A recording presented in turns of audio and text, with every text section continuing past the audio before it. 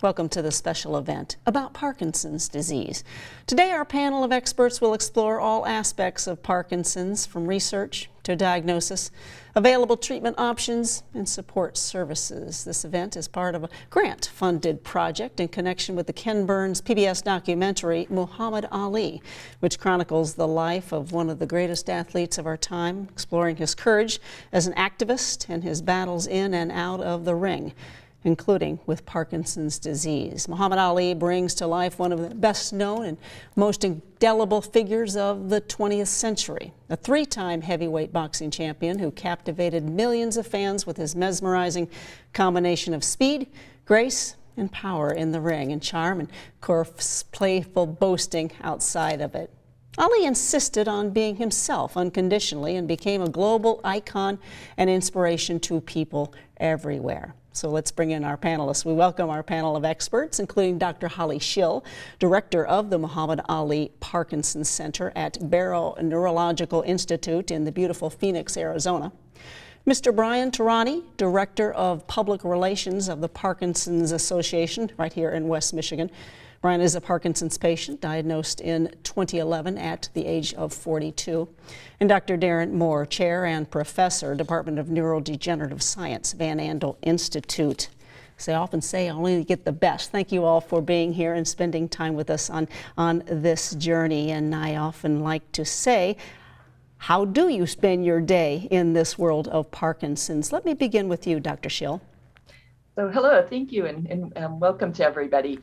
So I am a movement disorder neurologist, which means that I spend about mostly taking care of Parkinson's patients. And I spend about half my time in the clinic managing patients, and about half the time doing research in mostly Parkinson's disease. Thank you. Brian, we'll have you share your story in depth, but tell me about you and your work with the association here in West Michigan. The Parkinson's Association of West Michigan continues to provide support and options for people with Parkinson's and their family. It's an ongoing battle, especially during this time of pandemic. Reaching people is difficult. But a typical day for me is really spent struggling, fighting, doing what I can to thwart off Parkinson's. Thank you, Brian. Dr. Darren Moore, tell us about you.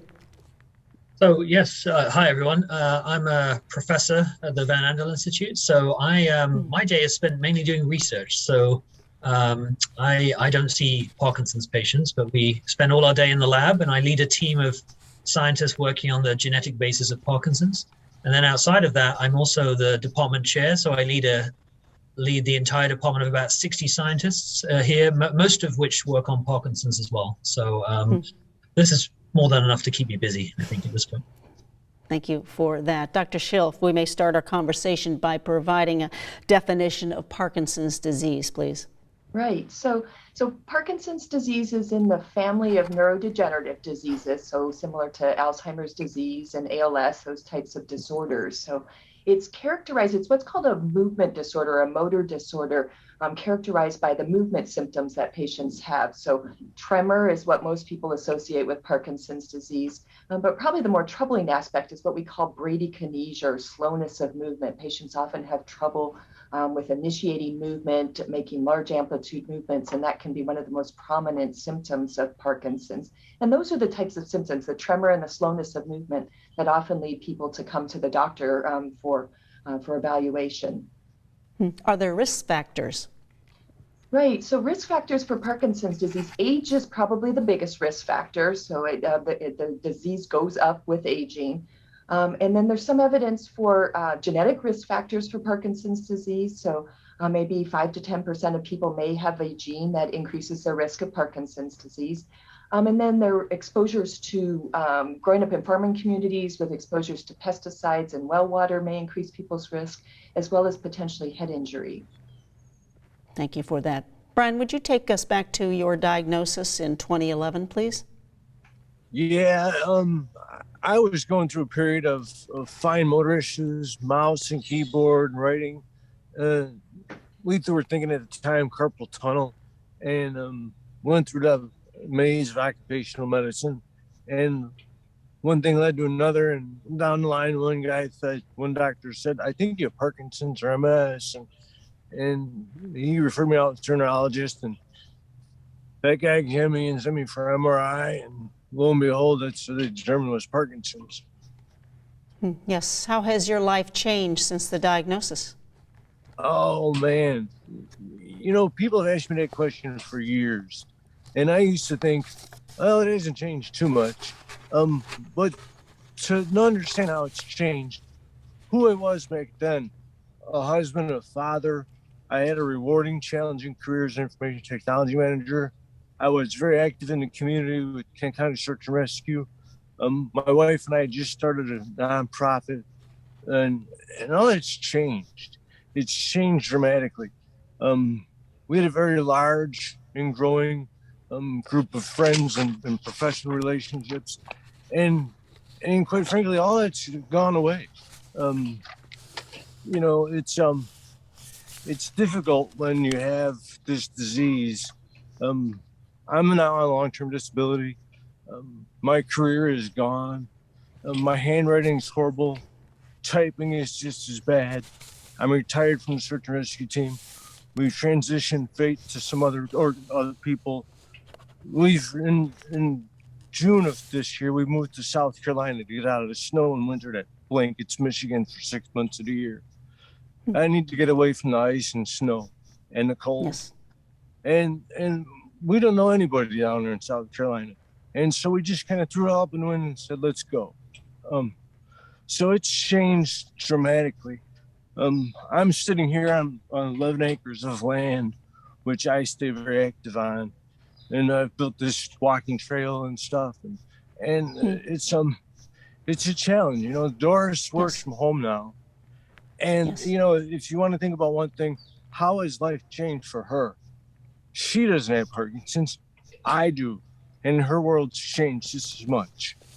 Thank you for that. And yes, you are continuing to give back. Don't forget that. And may I ask, are your movements secondary to your Parkinson's diagnosis?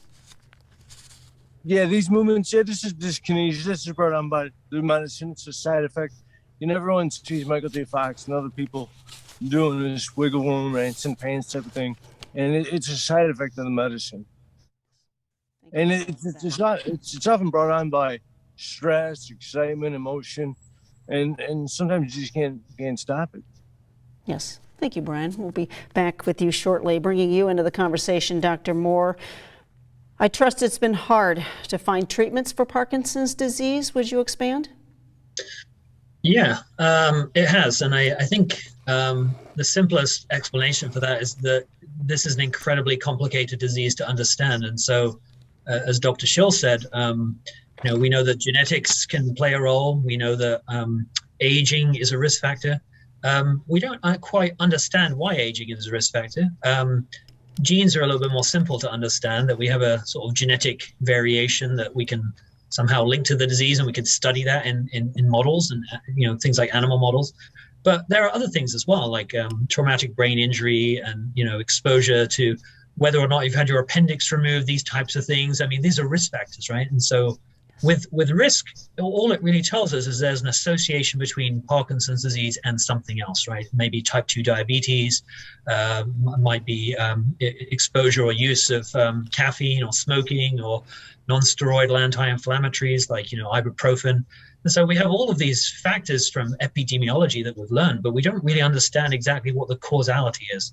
So you can say that any of these things are associated, but they don't necessarily cause the disease. They just go hand in hand. And so trying to make sense of all this has been incredibly challenging. I think, different research labs work on different questions. And, in my lab, we work on maybe 1 or 2 genes that we know can cause Parkinson's disease if you have a mutation. And even that in itself is incredibly complicated. We have 100 labs working on one gene, trying to figure out what it does, how to stop it, how to turn it off.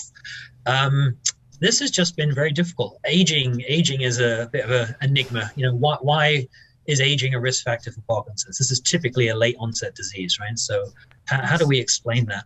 And how do we recreate that in the lab? So this has been difficult. So we try to reduce everything down to the bare minimum, like very very simple experiments to, we like simplicity in science, right? How do we ask very simple questions to get straightforward answers? And so this is why we don't have effective treatments. I mean, we have L-DOPA therapy, right? This is a symptomatic therapy that replaces dopamine in the brain. But what we don't have is something that can stop the disease in its tracks. And I think the reason being is we don't understand why certain types of brain cells die. We just don't know. We have lots of clues, lots of information. We've been working on this for many, many years, but we don't know. And I think, the advent of genetics and really understanding, how different genes and different pathways in a neuron or a cell, somehow go awry and become, kill that cell is something we're trying to understand. And so I think there is also the other issue that it's often said that not all Parkinson's patients present with the same symptoms, right? No two Parkinson's patients are the same. And I think you have a sort of a problem with disease classification. So while we tend to treat this disease as one big disease, it may actually be a spectrum of diseases where different people may have different causes of their disease. And so when you're trying to develop drugs and therapies to, this thing called Parkinson's, it may be that different people need a different combination of those drugs because they have a different causal factor.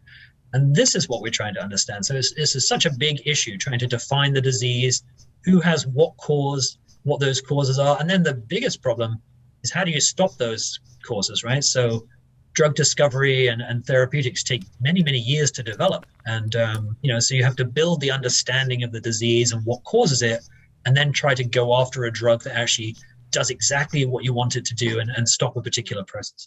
Yes. So the whole thing is just so complicated. Would you agree that research looks promising? I would say the things to highlight are the role of genetics, genetic risk, also familial causes of disease. This is really sort of the one thing I think has told us is that genetics do play a role, and this has highlighted many potential drug targets for us to go after in terms of therapeutics. The other thing I think we're learning is that the brain is not isolated, and the interaction with the periphery of the body, the organs and things like the association between type 2 diabetes and Parkinson's, and the gut, how the gut may, be involved somehow in Parkinson's. We don't really know exactly, but these are the immune system is involved in some way, inflammation. These are all illuminating things, right? So we tended to always treat the brain in isolation as something that just went wrong, but now we know there's signals coming in from all parts of the body at all times, all different types of diseases that alter the risk. And so this has made things more complicated, actually. But I think it's actually really quite revealing to understand exactly what's happening. So, Dr. Schill, if I may, talk about some of the current best practices you are seeing in treatment now. Right. So, yeah, so, it's funny as you talk about the complexity of Parkinson's, and Dr. Moore's point is exactly right. Every patient is different. So trying to understand what's important to the patient in terms of symptom control and quality of life is kind of the first step in treatment. So, and then we've known for a long time, that there's dopamine loss in Parkinson's disease. That's one of the hallmark aspects of the condition. And so most of our treatments are focused at replacing dopamine. And you would say, oh, that's simple. Put somebody on dopamine, replace that dopamine in the brain, and end of story, the Parkinson's is under control. So, and what we've learned is it's just much more complicated than that. So over time, people start to lose their responsiveness to the medications. They start to develop what are called on-off fluctuations, where the medication can abruptly stop working throughout the day. Patients are often taking multiple doses of medication through the day to control symptoms. And then we also know that it's much more than just a movement disorder. So there's sometimes cognitive issues or psychiatric symptoms that go along with Parkinson's. So they can have difficulties with blood pressure control and constipation and just a whole host of other symptoms. And so, you could spend quite a bit of time really trying to manage these patients. It's not just replace the dopamine very simply. So, kind of back to your question, what is the state of the art? Yes. Basically control those symptoms as best as possible so that patients can maintain their quality of life, and provide them, the support and education along the disease process so that they can kind of manage the next steps over the disease course. Thank you. Brian, talk about the various types of treatments you've had or hope to have. Yeah, of the symptoms, there's thought to be over 40 symptoms of Parkinson's, and I'll tell you, I've had probably just about all of them. treatments. Currently, I take 5 different medicines throughout the day for a total of like 13 pills. Exercise. I'm a very active person. Some people box, jog, run. Some people run big marathons. The others do all sorts of stuff, the gym-related type of stuff. I'm just an active person. I'm out here doing stuff all day long. I stay outside as best I can, cutting trees, doing wood, whatever. I just stay active. I've had speech and swallowing therapies. I've had occupational therapy, physical therapy. And 2 years ago, I had DBS, deep brain stimulation surgery. And that's a bit of a grounding thing. That you get once your medicine becomes kind of unresponsive to your body.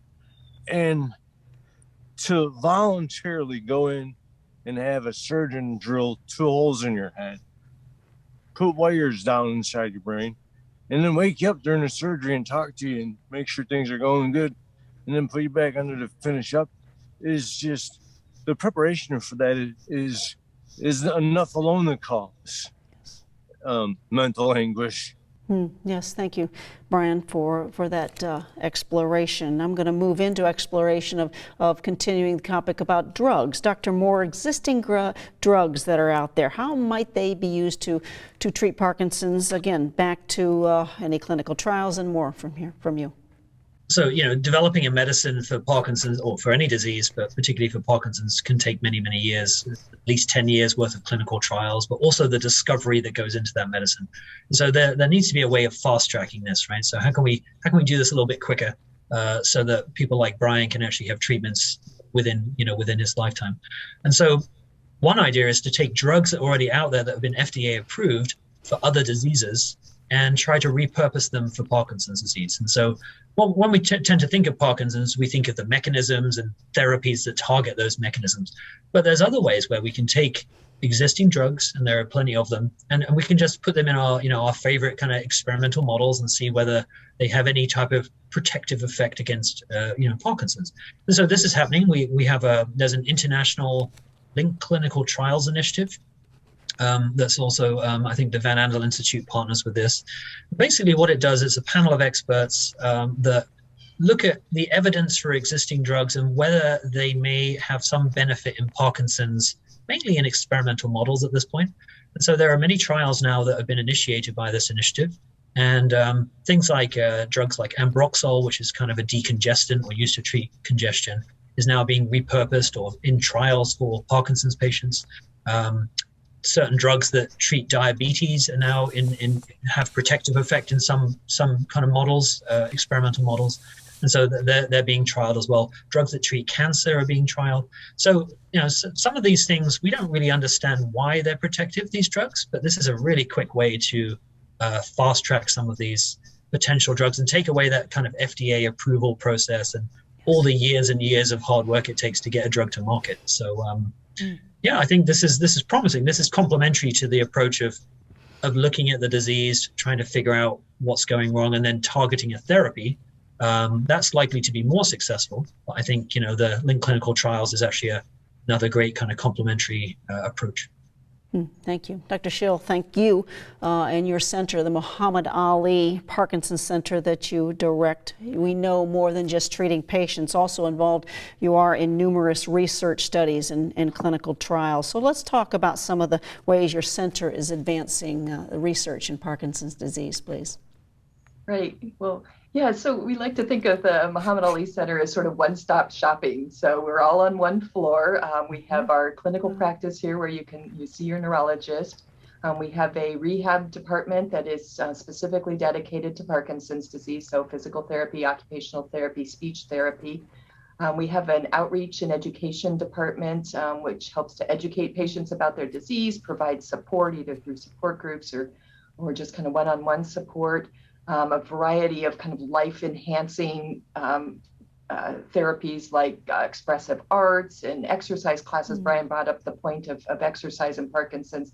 If there's one thing that we can do to potentially slow progression of Parkinson's, it's exercise. So there is quite a bit of evidence saying that might be the case. So And then we, of course, have a big clinical trials unit to test therapies. So testing therapies from things that might slow the progression to therapies that help to manage some of the symptoms of Parkinson's disease and potentially the complications of treatment of Parkinson's disease. So it's a variety of different things that we're researching here. So taking what Dr. Moore is doing in the basic science world and then translating that into the human condition.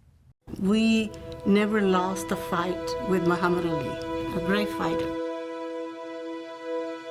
Toda su vida fue campeón. Muhammad Ali has Parkinson's. Wow. Can believe that if he can do it, I can do it too. He's such a fighter, you know, not just in the ring, but in his life. It's an inspiration to us all. The most important thing has nothing to do with his boxing. His generosity, his heart, his compassion. Que Muhammad Ali es un ser excepcional, con un corazón de oro. I had no idea how much of a difference Muhammad Ali would make in my life now that I have Parkinson's disease. His generosity has been a blessing for me personally. Muhammad Ali stood up for what he believed in. He became the face of our fight. He never said, I can't do this. So that has become my motto too. He is the greatest. Conviction, determination, and just steadfastness to the mission. Well, I know it's a struggle, but he's done it with such poise and resilience and determination. When you have Parkinson's, you have to have a mental attitude to keep going and not let Parkinson's get to you. You have to fight it. And he was a fighter. Thank you for all you've done for us. It has changed my life.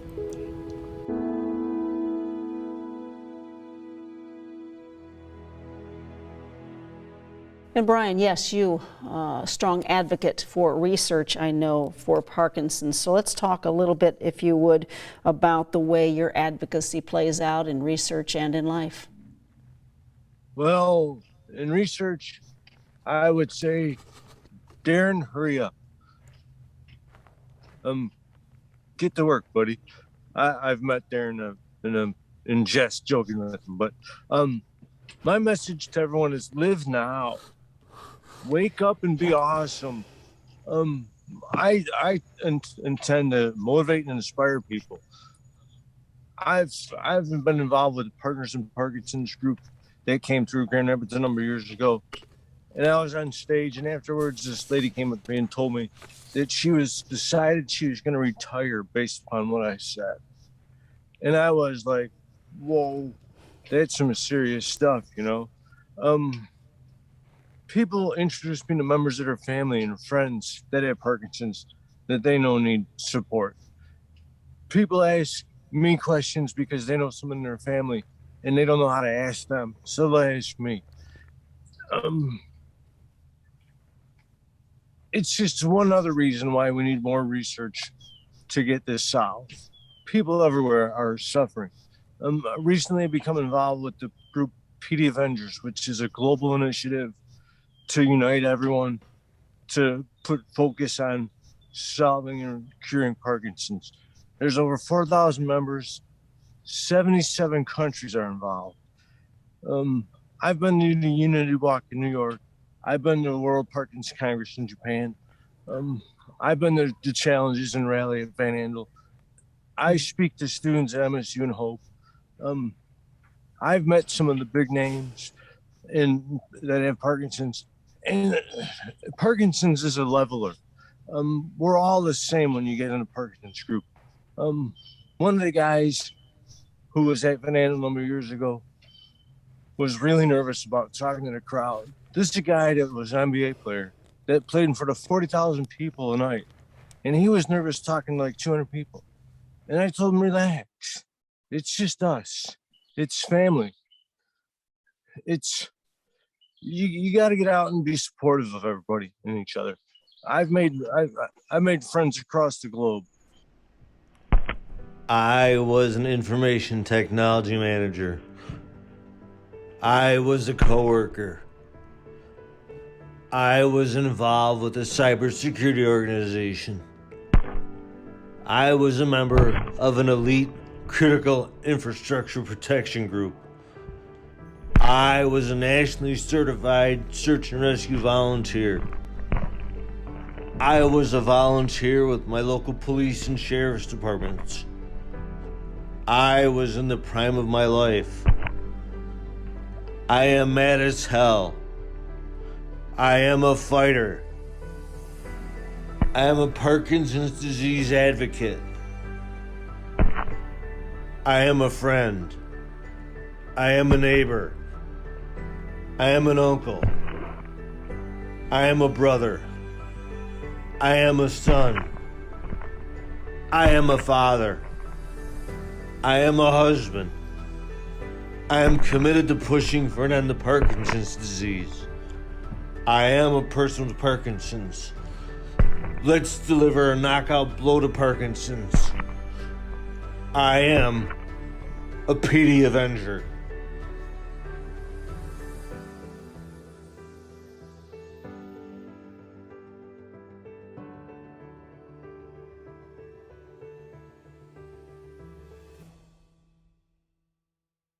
Thank you for being here and reminding us that birds have their role in our world. What a beautiful setting you have.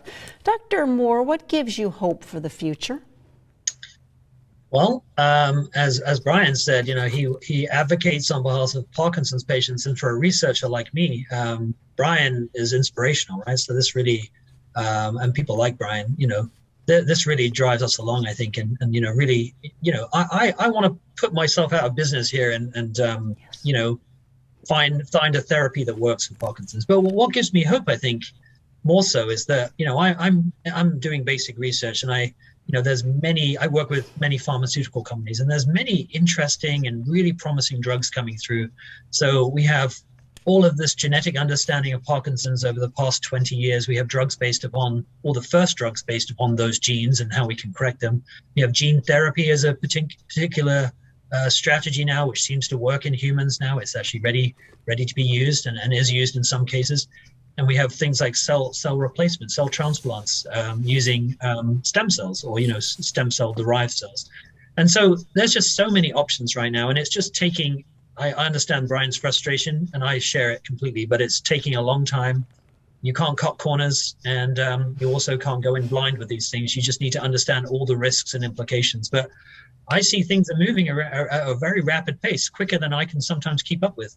And, you know, I'm very hopeful. I'm more hopeful now than I've ever been working on Parkinson's, and I've worked on this disease for over 20 years. So there's just a lot of very promising things coming through, and I'm very hopeful that at least one of them will work and be successful. Thank you for that. Well, your whiteboard behind you is very full, so you're practicing what you preach. Dr. Schill, bringing you back in, of course, to the conversation. Yes, the Muhammad Ali Parkinson's Center, you provide your patients and their families with a variety of outreach support programs, I trust nationally, internationally. Talk about some of the programs of your experience and how you are benefiting families. Yeah, well, so, I mean, we have a huge network of support groups that patients can participate in. And now in this virtual world, we really can be, you know, international if need be. So most of our educational programs are broadcast. We have a monthly lunch and learn, you know, that anybody's welcome to attend, learning a little bit more about Parkinson's or research in Parkinson's, et cetera. So we have arts programs where you know, patients can learn to express themselves. We do voice classes to patients to help with that socialization and keeping their voice strong. So just a variety of different things. So, and then everything we do in English, we also do in Spanish. So we have a tremendous outreach in the Hispanic community, which is really international now. So So we really have a very strong program in that. So that's also been part of our commitment is just to reach as many people in the Spanish-speaking world as well. So we're really proud of all of that work that we are doing to really support families. So, and that, even though we're based in Arizona, I mean, we are happy to hear from anybody in Michigan or really worldwide. Good. Thank you for that. Back to you, Brian. If I may, it all is often said in the circle of Parkinson's support organizations that hope is provided. I asked Dr. Moore about his hope. What do you hope for? And as a follow-up, I want to keep the glass half full, but what do you still worry about? I worry about the people that witness Parkinson's, the spouses, the husband, wives, the kids. They got a front seat to a show that they didn't want to be a part of. They have to witness it every day. We're being robbed of our abilities daily, and I worry about them because it's a heavy thing to witness. Hope. I hope that the image of Parkinson's disease changes. It's often looked at as just an elderly issue. It's not. I was 42. Many people are younger when they get Parkinson's. It needs to change. Many people seem to think that Parkinson's is like high cholesterol or something simple like that, if you would, that you just take some pills and you live well. We live well because we have to. If we stop moving, we're going to stop altogether. No amount of WD-40 is going to get us moving again. It's a challenge, I hope that anybody who has found themselves on the floor, curled up in a ball, crying, has the support that I've had. Because there are some bad days and there are some good days, and those people need support too. To quote Kirk Gibson, Parkinson's is ugly. Thank you. But yet, again, back to that glass half full. Look what you are doing to advocate, hang with the birds, and I know you can laugh as well. Lucky to have these opportunities to share these stories. Dr. Schill, again, sound like a broken record, but I want to make sure the point is across that you are the director of the Muhammad Ali Center for Parkinson's. Thank you for that role. And let's bring in the conversation of Mr. Ali. What thoughts do you have about his diagnosis of Parkinson's? Yeah. So he, I feel like he was really a positive face for Parkinson's. I think, it took tremendous courage for him to really come forward and lend his name to our institution and say, hey, I want to support Parkinson's. I think that was just an amazing, courageous thing for him to do. So I remember hearing something where he said, these are my people, please take care of my people. And we really felt very strongly about that. So we started back in 1997, where people were given a prescription and said, see you in 6 months. And there was really nothing to support people. And we promised him that we would do that, so that we would support people. And I think we've really honored his legacy by being able to do that for people, to provide that support and hope for the future. Dr. Schill, can we prevent Parkinson's disease? Well, so the short answer is no, not at this time. So I think, a few thoughts on, what I would do or what I am currently doing. So a few things. Exercise, and we talked about that as being useful for people who have Parkinson's disease, but I think it might also potentially be a preventative thing that people who stay active may kind of ward it off. So caffeine, I have my cup of coffee every morning. So there's some thought that coffee may be protective. So moderate amounts of coffee every day. So and then I always talk about sort of the Mediterranean style diet. We know that might be useful, particularly in Alzheimer's disease, but also might play a role in Parkinson's. So I talk about, kind of doing that sort of heart healthy Mediterranean style diet as an important thing. So I think it's too soon, people ask about, I don't know, probiotics and gut health and all kinds of different things. And it's just too premature to say, go take this diet or eliminate this from your diet, that type of thing. So I think the research will eventually point us to those things, but But at this time, I think just kind of living as healthily as you can. Yes, same question to you, Dr. Moore. Prevention and I trust the importance of early intervention as well. We definitely can't prevent anything at this point. We just don't understand enough. And I think Dr. Schill's completely correct. We, even if we wanted to change your diet to help Parkinson's, we wouldn't know where to begin, right? We don't know what's bad and what's good. And but I think early intervention is a possibility, right? There are symptoms of Parkinson's which appear long before the movement problems. So these prodromal symptoms like constipation and REM sleep disorders and sometimes even, well, I guess cognitive function is a much later event, but there are many early ones. And so I think we can use some of those to detect the disease early and try and intervene as early as possible. Once a therapy, a kind of a disease-modifying therapy becomes available, and that kind of gets into the whole idea of biomarkers. How can we, can we just use the symptoms, these other symptoms to detect Parkinson's early, but can we give you a blood test or something like this that would allow us to sort of say with relative confidence that you're about to develop Parkinson's in the next 10 or 20 years, so we can intervene now. And I think there's a huge amount of research in this area, but prevention, I think, is the goal, definitely the goal of what most of us are trying to do here. I don't think we can start this off before any symptoms appear, but certainly once they do appear, we could try to intervene at that point. Thank you for that. Before I ask for closing comments, of course, from all of you at the special event, Brian, what do you say to one who perhaps is 42 and has been just diagnosed with Parkinson's? Oh, man. Take it serious. Time goes by fast. We all say that. Get involved and get some knowledge.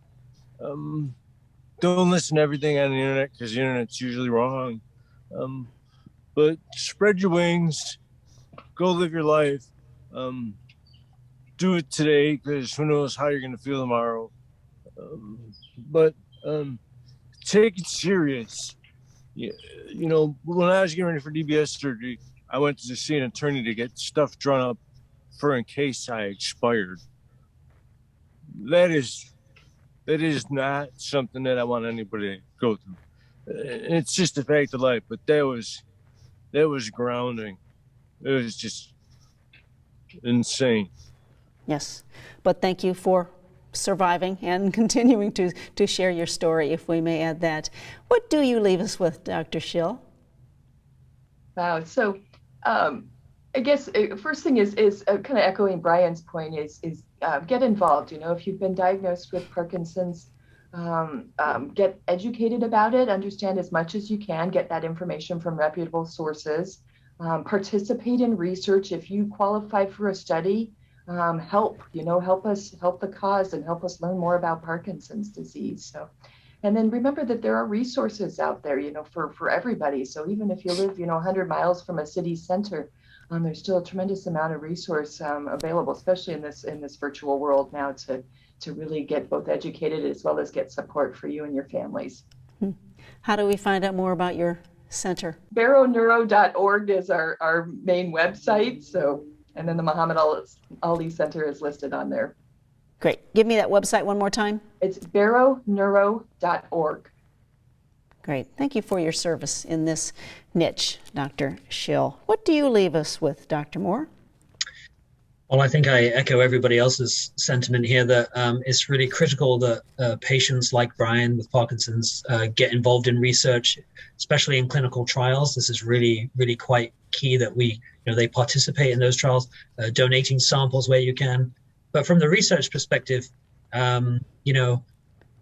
guess we're working as hard and as fast as we can, but I think, raising awareness and funding for more research is always a major goal, right? The more we throw at this disease, I think the more progress we can make. And so, I think that's where I'd like to leave it. I think, things are happening, and I hope we have a breakthrough soon. And I feel positive about this. Great. How do we find out more about the Van Andel Institute? Very simple. You just go to vai.org. Great. All right, Brian, we'll let you get back to your beautiful setting. What do you leave us with for inspiration?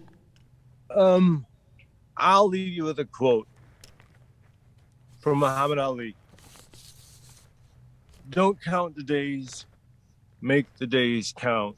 You can reach us at parkinsonswm.org and definitely reach out to PD Avengers. You can find them on the internet. Great. Thank you all, of course, for sharing your stories and your work in this very important field of Parkinson's. We would like, again, to thank our panel of experts for being with us today. Dr. Holly Schill, director of the Muhammad Ali Parkinson Center at Barrow Neurological Institute in Phoenix, Arizona. Mr. Brian Tehrani, director of public relations of the Parkinson's Association of West Michigan. And Dr. Darren Moore, chair and professor, Department of Neurodegenerative Science, Van Andel Institute. For WGVU Public Media, I'm Shelley Irwin. Thank you for being with us.